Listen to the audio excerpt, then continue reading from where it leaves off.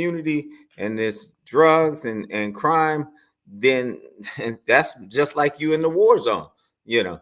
Absolutely. And it can be rough for a lot of us. And like I said, for me, it was the fact that I was in the wrong place at the wrong time. You know what I'm saying? And where I'm from in South Philly is a rough part anyway. And I wasn't even on the side of where I'm from. I was in a whole different area of South Philly. So it was like I didn't belong over there to begin with. Okay. So, when that happened to me, I experienced what I experienced. I was still conscious with the bullet in my head. So, it was a rough experience. So to go through that, I had to deal with the fact that somebody tried to kill me, and it was very hard to get over for the first maybe 5 to 7 years. And it made it hard for me to create as a creator, as far as a rap artist and a beat maker as well, because a lot of the times that I would start in the beginning, a lot of flashbacks would happen to me early on, you know. And like you said, as a Marine, you go through it too because it's rough. So you can envision certain things. And every time I would hear certain beats or certain sounds, it would take me back to that moment. So I would have those, like staring off moments. And it's like, oh, and my wife is like, oh, what's wrong? And I'm like, oh, nothing. But it's really something wrong. But with that being said, I was easily triggered. I would get angry, and sometimes it still happens from time to time. Depending on the situation and depending on the person, to be honest. But for the most part, I've learned how to keep it under wraps for the most part. And life has been going a whole lot better since I started this show because it's therapy for myself and I get to serve others. And that's what I'm really about more than anything else, serving people. How old were you when this event took place? So I was 29 years old when it happened. And I was 29. So I was 29. One thing I will share with you is I also struggle with PTSD. I actually been diagnosed for it for the military. I'm a disabled veteran because of PTSD. Right. And so I'm not a person that is you talking to that don't understand what that consists of. I am very aware of the diagnosis as well as the the flashbacks and the things that comes along with it. And so we, just as a person sharing some knowledge, when you're in those situations and those things happen, we have to always remember that our emotions responds through those things. You know what I mean? And our emotions is temporarily, but somehow we got to learn how to deal with the fact that we know it's not a reality, even if it comes back. And absolutely, that's one of the hardest parts of PTSD. And I don't think, for some people, for me, it's even worse because I had memory loss because of it. Right. Some things I remember, even if it's something small, you know what I'm saying?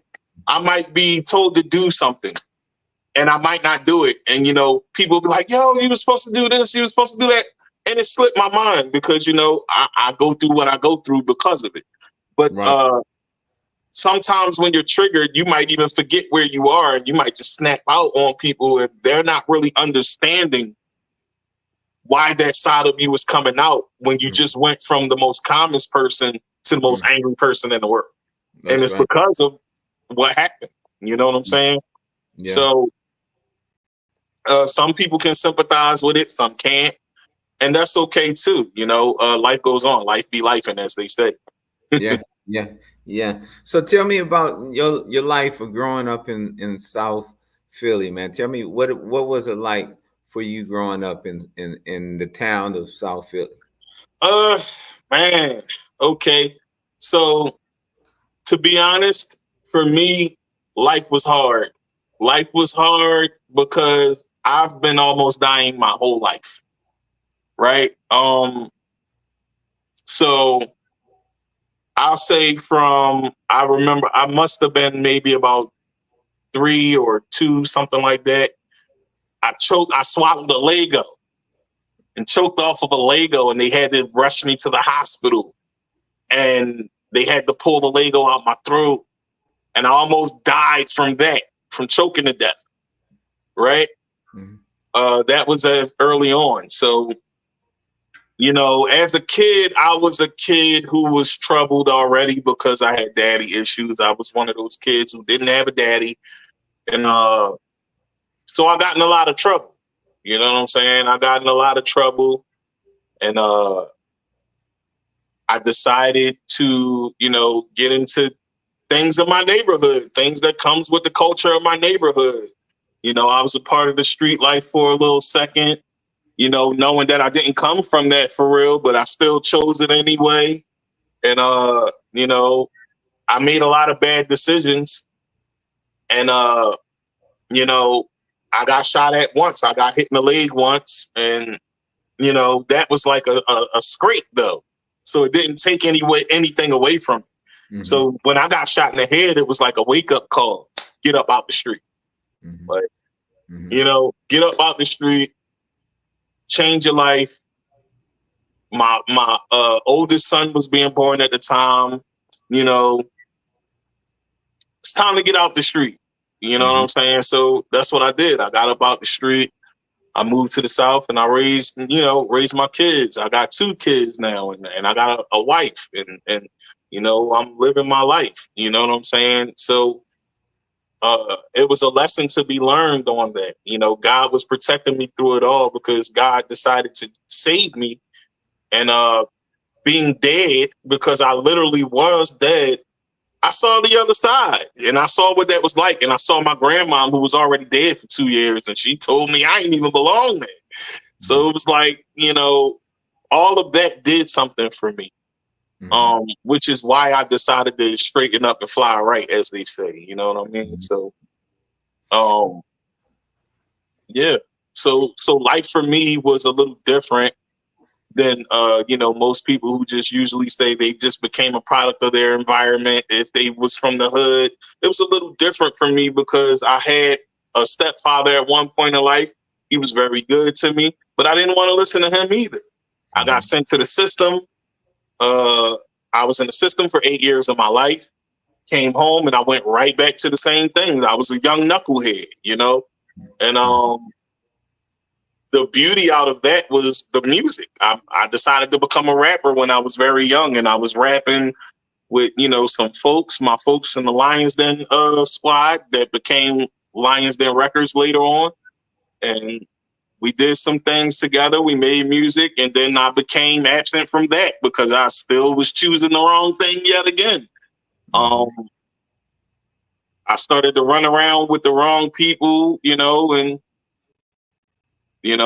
life became life the way it was. And once I decided to slow down was the moment that I got shot in the head. So that was God's way of telling me, get all the way out of the street, stop, being somebody that I didn't want you to be to begin with, But, as they say, when life's, your back is against the wall, you make decisions that aren't good decisions. And that's what I did at that time,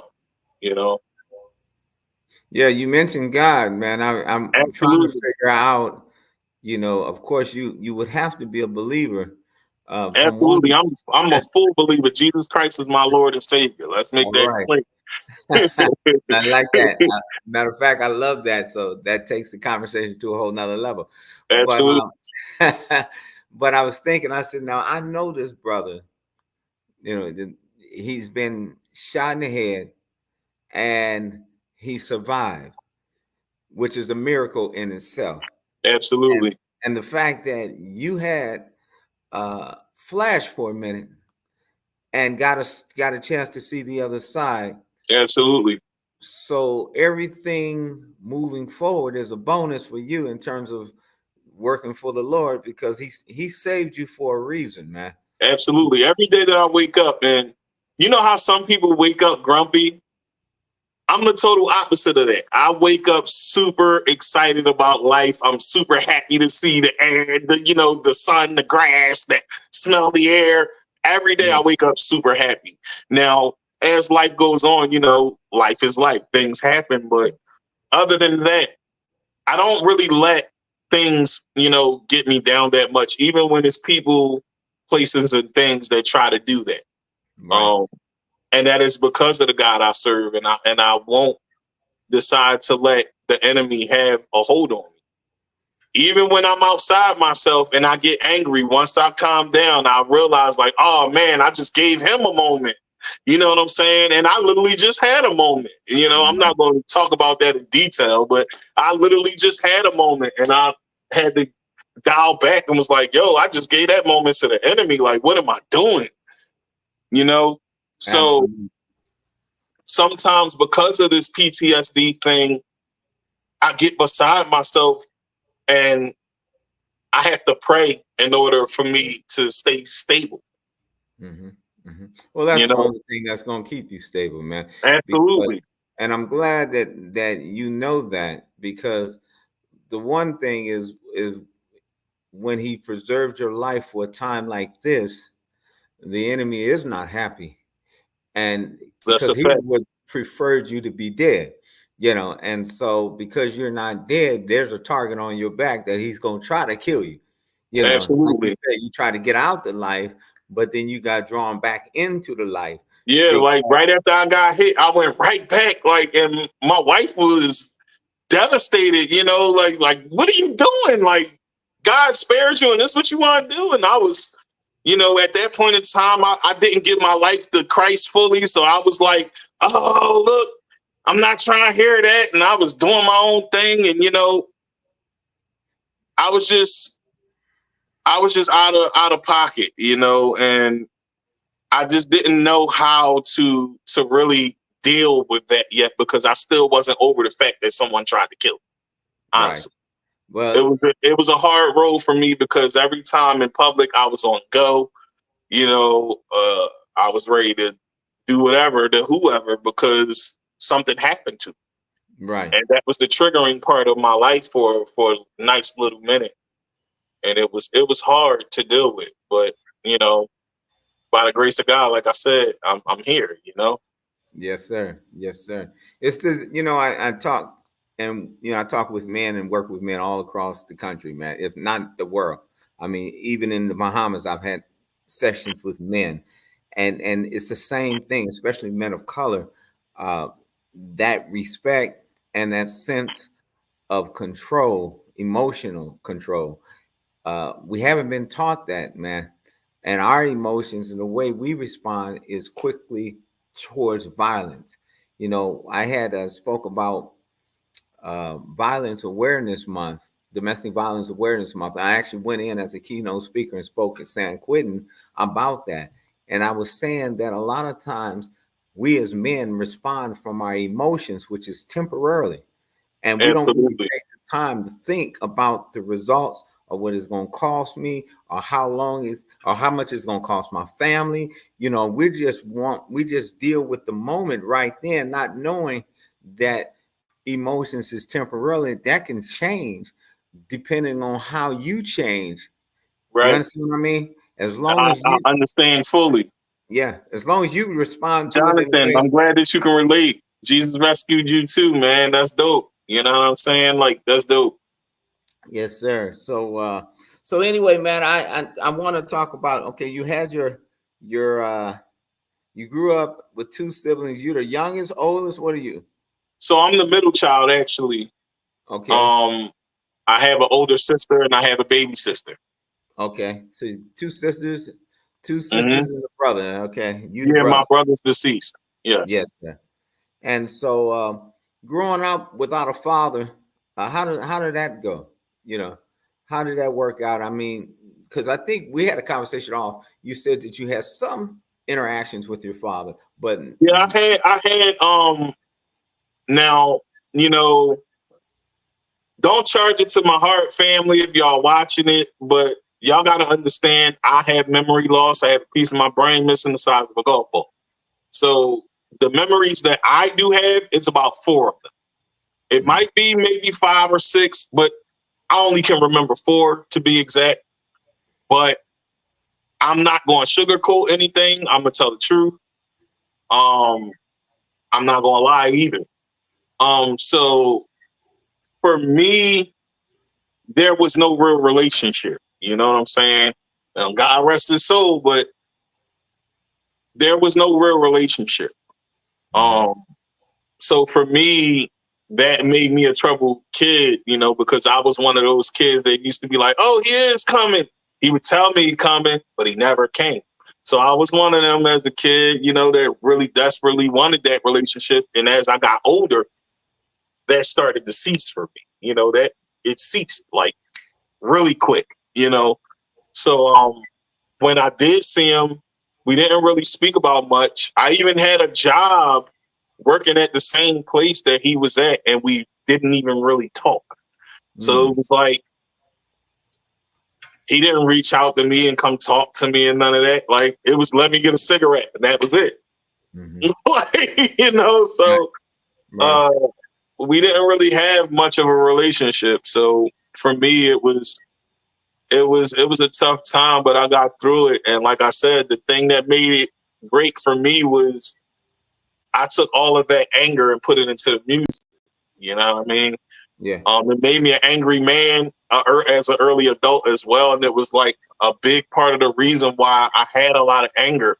So you know how most men when they get older and they have anger issues, but they don't realize that they still that little boy on the inside that's still angry at the one person that made them angry. Right. I was that guy at one point in life. And it took me a while to realize that about myself, and I had to let that go. You know what I'm saying? As I let it go, things started to become better for me in relationships with people and things like that. But it was a very hard situation to begin with, but I got through it, you know, thanks to my wife and my family. You know, the family that I have down here with me, they're very supportive. My in-laws, I love y'all. If y'all watching, shout out to y'all, because without y'all, it would have been hard for me. Life was hard for me, and y'all know that. So yeah, man, it was a tough time for me at one point, but I got through it. And once I let things go, I began to heal, and you know, life started to get a whole lot better as far as that right there. Absolutely. Absolutely. I appreciate your transparency, man, because a Yeah, lot of absolutely. I'm a transparent guy. That's what I believe in.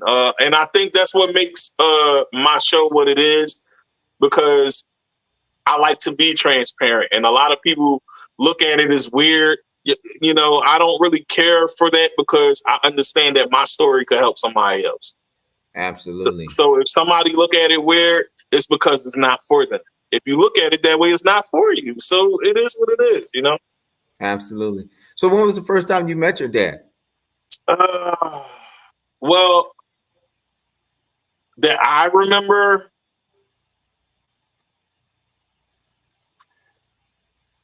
man, as an adult or What okay, as an first time that you had any interaction with your father? well, the only one interaction as a kid that I remember is there were like then this was a good memory. I have bad memories and good memories. Of So course. out of those four memories, so the one memory I remember being, you know, I must have been like a little baby or whatever, and he was driving me. He was driving. He had like a green dune buggy or whatever, and I was on his lap trying to drive that. Trying to drive the car. So he was letting me like steer the wheel as he was pushing on the gas and whatnot. So that's one memory. Uh, like I said, another time we were working the same job, and the only conversations that we would have was, "Let me get a cigarette." Like, you know, that's Yeah. as far as that went. You know, Well, and how long did you guys work together? uh, I actually quit because of that. Honestly, to be honest, because he didn't really talk to me. So it was like I felt like he got me the job. He had the pull to get me the job, got me in there in the job, but barely spoke to me. So it was like, what am I here for? You Right. know what I'm saying? And so that didn't last. It probably lasted about maybe 3 months, something like that. So he didn't know how to talk to you, probably. What do you think? Hey, I can't speak for him. I So mean, let me what ask I this think question. was, I think that he knew he messed up with me, and he messed up with me real bad, and he seen the person that I was trying to become, and he didn't know how to handle talking to me because honestly, I didn't respect him. I Okay. didn't talk to him disrespectfully though. That was the weird thing about it. I literally told him I didn't have respect for him. Now I did say I didn't F with you like that, you know what I'm saying? But other than that, like I didn't really talk to him for real. So it was like It it was was it, what it yeah, was, you know. yeah, yeah. Did you know anything about his father or his relationship with his father? I met my grandfather, but I still don't really know much about my grandfather. No. Was he in his life, or do you know? I could not tell. I mean, I know he was in his life to a certain point, I guess, I couldn't really tell you much about that because I don't, we didn't have a relationship, like I said. And Right, so right. that's not something that I would really, speak on because I can't speak on that man and his father's relationship. You know what I'm Yeah, saying? And yeah. Yeah. yeah, Let me ask, hey, so you had mentioned, and this is a big thing. You had mentioned that you had done some time, right? Was it county? No, Was I it some never. time? I did time in the system, but not in Okay. juvenile, not as an Okay. adult. Juvenile. I have Okay. no Okay. criminal record as an adult, thank the Lord, with everything that, So how statute old of were you when you were limitations. in the But, system in juvenile? as an adult, I kind of kept my hands squeaky clean no matter what I was doing. Oh, good, good. How old was you when you went into the system? 12. 12 years old. It's a common number. No, What is 11. No, 11. 11? Yeah, yeah. And you did a year, 6 months? What'd you do? 3 months? I did 8 years. I Oh, came you out did at eight. 18. Yeah. Okay. So what did you commit? What kind of crime was it? Uh, I was stealing cars and I was truant. I was very truant. I had 102 cuts. The truancy is what really got me sent, and I wasn't supposed to be there as long. I Hmm. was only supposed to be there for 8 months, and every time I went back to the judge was like, "Oh no, he need more time," because I was doing stuff while I was in there. So Okay. Okay. I Okay. was constantly in fights. I didn't get along with people. Like I said, I was a troubled kid. You know what I mean? So, um, the more time that I was supposed to spend to get out, I spent more time finding Staying a in. way to Yeah. stay. Yeah. Yeah. And this is the thing which is unfortunate but very common in most, like I said, in urban communities. The people that grow up without fathers, they have that history of anger. They have that history of rejection or abandonment issues, and a lot Right. of times it turns into violence. And it's, the thing that happens is, that father is the person who's really actually supposed to give you your foundation. He gives Right. you your identity. He actually shows you what it is to be a man. And Absolutely. when you lack those fundamental principles, then somebody else has to fill in. They don't have to, but it just happens that they do. And Yeah, I that's had that when, though. I yeah, had that for a minute, for 13 years actually. yeah, yeah. I had a stepfather, and his name, I'm not going to disclose his name, but he stepped in and he taught me a lot of things. He taught me about romance. He taught me, how to cut hair. He taught me how to, stay sharp, how to wear a suit, how to wear a tie, do a tie, and all sorts of things. He taught me a lot. And even though I was in the system when I would come home for the weekend, because they let me do home visits at one point. At first, it wasn't that, but then once it became home visits, I Hmm. would come home on the weekend, and I really didn't stay home on the weekends long. But when I was there, we would have a lot of deep talks, and he was getting through to me, whether he knows it or not. He was getting through to me. It's just that, the fact that I had to go right back to the system come come Sunday night, it was like, And I'm they going had right the back to influence this. too. So like, what difference do it make? You Yeah. know, and yeah, so like that was a hard part. So when I did come home, he was still trying to reach me, but when I came home, it was like everything is going in one ear and out the other. You know, I came back in my last year of high school, and then I dropped out because I was out there messing with women and things like that. And I was one of them kids that thought I was about to have a kid. So I dropped out, start going to night school, but dropped out to take on 2 jobs. So I was working 2 jobs, and, you know, life was life, you know? And Yeah. yeah, so at that moment, come to find out that person was just lying. They was just getting fat, and it was just using me for the check. But you know what I'm saying? But you know, I had to go back and get my GED eventually, and yeah, you know, it was hard. You know, So it was hard for me. when was the turning point in your life?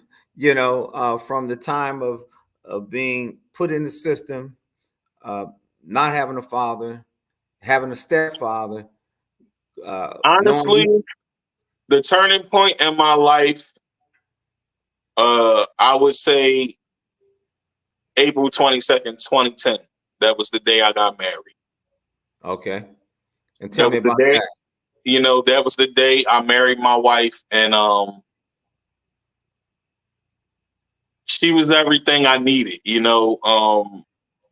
And from the time that we met, you know, our morals aligned, and you know, she was always in the church, and I come from a family that comes from the church as well. So I was going to church, but then I stopped going to church. And then she, you know, then I became Muslim, but then I converted back to Christianity. So it was like I was on a toss up. I was trying to find myself, and she was everything I needed, and she still is everything I need because we're still together till this day.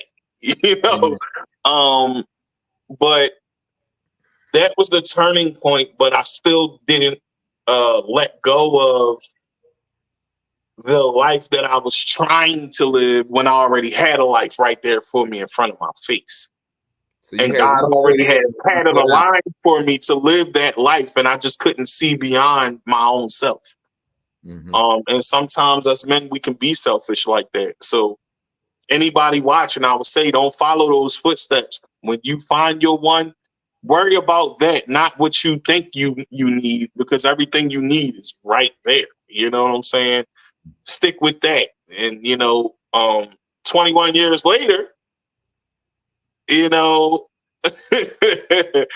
we still here, you know, thank the Amen. Lord, you know, and you know, that's the thing I'm proud of most, that I have someone that I can say has been there through thick and thin, you know.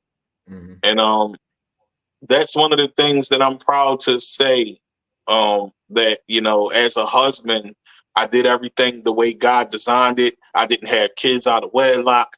I got married first, then I had my kids, and you know, I'm down in the South now, you know, and God has been blessing me time after time after time after time. Even when I don't see things, He checks me and convicts me so that I can see myself. Um, Even with this PTSD thing in my life. So uh, without someone solid and a solid foundation, you know, via the Lord, you know, without that, I would, you know, I would be lost out here, to be honest, you know, because I would be like any other man out here with this same issue, just out here destroying himself. Absolutely. Yeah, Absolutely.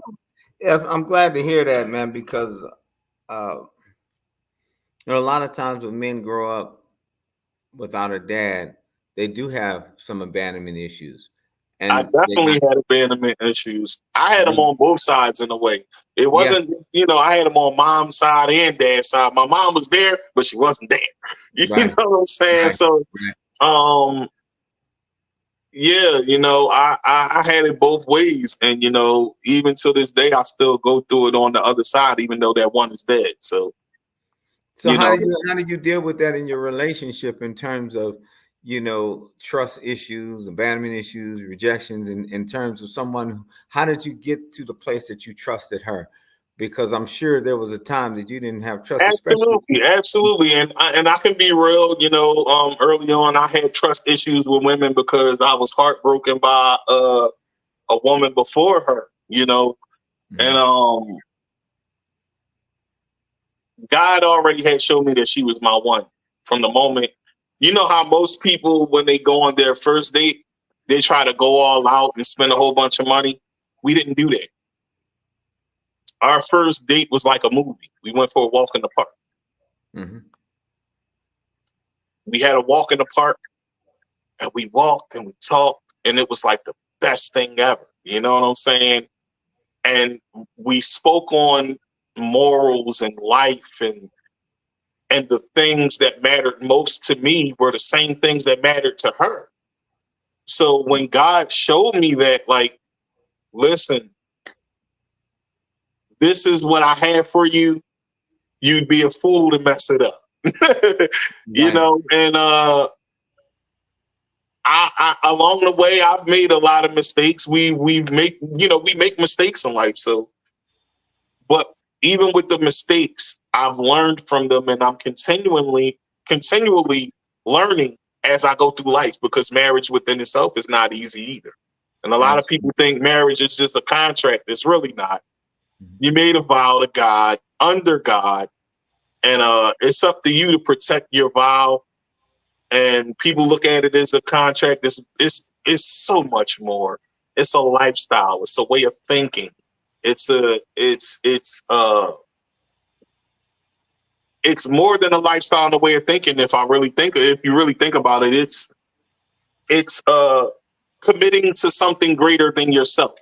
Mhm. Mhm.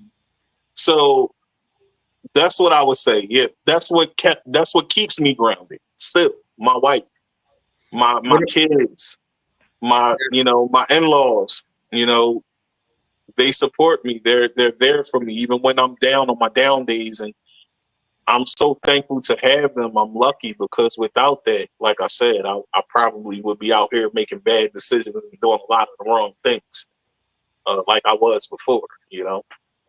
So you say you have kids. What kind of how's your relationship with you and your kids? Oh man, I love my kids. I love my kids. I ain't gonna say daddy of the year, but I'm daddy. You know what I'm saying? Mhm. And I do what I need to do. I take care of my kids. I have a relationship with my kids. I teach my kids. I speak on God with my kids. And that's what we do. We have a great relationship. I like to talk with them, play games with them, go through life with them. And being a dad is a learning experience, and it's very fun within itself. So um, that's one of my greatest accomplishments, marrying my wife and having children. You know, being a dad is the best thing in the world to me. Amen. So how did you learn to father? Not having a father, what did you do different? Ooh, that's a great question. Because when you don't have the example, right, it can be hard. It can be hard because you're trying to figure things out, right? But luckily, I have a father-in-law who has been there for me the whole 21 years. My son, my oldest, is 12, so I have 12 years of being a father, and 9 years of being a father. So my youngest is 9, my oldest is 20. So Okay. throughout this time, I've had examples, and my brothers-in-law, both of them. I have examples. So to watch them be an example, and to actually think about things, and the first thing that's always in the back of my mind is, don't make the same mistakes my dad made. You know what Mm, I'm saying? So that's the mantra I live by, full fledged. You know what mm. I'm saying? So yeah, man, that's one of the things that keeps me going as a dad to father, and the Bible, and praying. How do you you said something. How do you not become your dad when that's a part of your DNA? Well, although I look exactly like my dad, and I do have some of his traits, how how I didn't become like him is I'm clean for one. Because I did smoke weed at one point in life. Um, I'm clean. I pray once again. I read the Bible. I put God first in everything I do. I pray. I learn. And that's the most important part for me. Mm-hmm. Learning is the most important part for me, because if you don't read the book and learn and comprehend and understand, because it's two different things, to understand it and comprehend. Mm-hmm. But the main part of those two things are you have to put it in action. Mm-hmm. So I had to learn how to put things in action when I never had an example. Mm-hmm. Mm-hmm. And doing that, my wife says to me all the time, like, I do a great job with being a dad, because it's imperative to me and very important that I don't be what my dad was and don't leave out of their life, no matter how hard it gets. Mm-hmm. Um, no matter what comes my way, I give it to God. I trust Him, and I let Him guide me Mm-hmm. as far as parenting. And parents don't always get it right either, but we learn from our mistakes, and Absolutely. that's key. You know what I'm saying? That's a part of the learning process. Like you said, hey, life is a classroom. That's right, Hey, Dr. P. fatherhood is a whole new lesson that we have to learn, That's a and we fact. have to unlearn some things as well. you know and for me, I just did the opposite of what my dad did. What I wanted my Right, dad to do, I started doing for my children. you know and I knew that's what I wanted as a kid. I didn't get it, but that's what I wanted, so I right. demonstrated that, those values. Man, it sounds like you're doing the same thing, and I want to commend you, because that's a difficult thing, man. Growing up in the hood, not having a father, having the streets pull on you, you know, getting recognition in the streets, and trying to get value in terms of who you are. And you would want to get that from your dad, but because of your dad not there, you get it from, because that void is still there. You know And it, what's crazy though?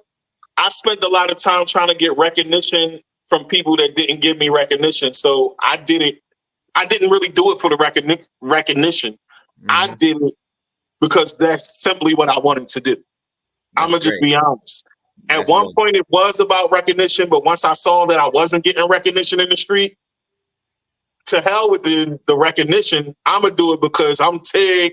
This is what I want to do. This is what I choose to do, and this is who I choose to be. Now, even with that, right? I was trying to do that and be in the streets. Well, God had other plans, and He says, "Sit your butt down," like And what's crazy about it? Well, it's not really crazy to me, but for most people, what they understand and learn is God been talking to me the whole time, telling me to get out. Yo, get out of the street. Like, you just got married. And then it was through people that were my friends that were in the street heavy. hmm Like, I mean, talking about heavy, heavy. Shout out to TP Bay. Shout out to Sirs. You know what I'm saying? Those are two people that used to tell me, like, cuz, like, yo, you need to chill. You're doing too much. Like, and I'll be like, no, like, my man Flames, rest in peace. He was another one that used to say to me, like, yo, go home. Don't you got a wife and kids? Go home.